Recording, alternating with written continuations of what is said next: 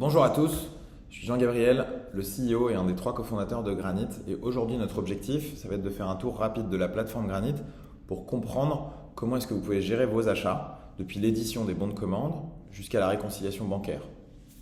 Lorsqu'un de mes clients me notifie que mon devis a été accepté, je peux le transformer en commande ferme dans l'application. Donc ça va créer automatiquement un chantier, mais aussi des budgets. Globalement, ce que ça va faire, c'est que ça va sommer tous mes postes de dépenses de mon devis par type de dépense et donc me permettre de créer des arcs analytiques pour vérifier que je ne suis pas en train de dépasser mes budgets en rapprochant mes factures fournisseurs. Vous voyez que je peux aussi faire une contre-étude. Donc avant de démarrer mon chantier, je vais vérifier que le budget que j'avais prévu dans mon devis est bien toujours le bon. Ensuite, je vais pouvoir, dans un chantier, créer des commandes.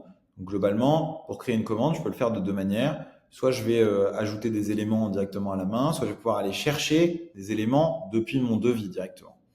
Ces commandes, je peux aussi les transformer en demande de prix. Et donc, si jamais je consulte plusieurs fournisseurs pour trouver le meilleur prix, je peux aussi faire ça comme ça. Une fois que j'ai fait mes commandes, je vais pouvoir suivre où elles en sont avec leur statut, livré, partiellement livré. Et je vais pouvoir les rapprocher du bon de livraison. Mais je vais aussi pouvoir les rapprocher de la facture d'achat quand je la reçois. Et donc, cette facture d'achat, on peut l'importer de deux manières dans Granit. Soit j'ai une adresse email qui m'est propre et que je donne à mes fournisseurs, et mes fournisseurs envoient les factures PDF sur cet email. L'application va automatiquement les charger dans l'application et les lire pour me faire gagner du temps et m'éviter de la saisie. Soit en fait, je peux aller ajouter des factures directement à la main moi-même. Donc, c'est ce que je vais faire là. J'ajoute ma facture GDMAT. Le Granit va venir lire un certain nombre d'éléments sur cette facture automatiquement. Donc, je vois bien que j'ai mon numéro de facture, ma date de facturation, mon montant hors taxe, ma TVA, mon chantier. Donc là, je vais lui donner un nom rapidement. Et puis ensuite, je vais la qualifier avec un type de dépense, ce qui va du coup me permettre d'avoir un bon suivi de mes budgets. Je l'ajoute et à ce moment-là, je vois que si je la passe en mise en paiement, j'ai automatiquement un petit bandeau qui apparaît en haut me montrant que c'est en attente d'approbation. Dans Granit, je peux effectivement créer des circuits de validation qui me permettent de bien avoir un bon contrôle sur mes factures d'achat et leur validation et donc de globalement fiabiliser la rentabilité de mon entreprise puisque je m'assure que les factures d'achat sont les bonnes. Donc je vais pouvoir avoir ce type de circuit que je peux faire sur mesure à ma main comme je souhaite avec différents niveaux d'approbation où typiquement on peut imaginer que il y a un double contrôle avec le secrétariat qui vérifie la qualité de la facture et puis la direction qui approuve les factures qui sont au-dessus d'un certain montant. Voilà, c'est des choses qu'on voit assez fréquemment.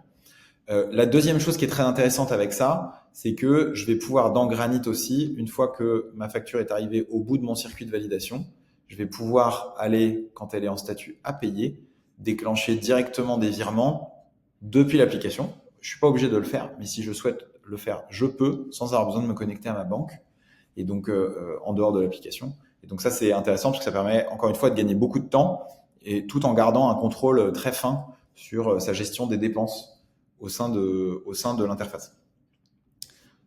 Ces factures, lorsqu'elles sont payées, on va pouvoir aussi réconcilier les transactions du coup avec les factures dans ma partie transactions ici.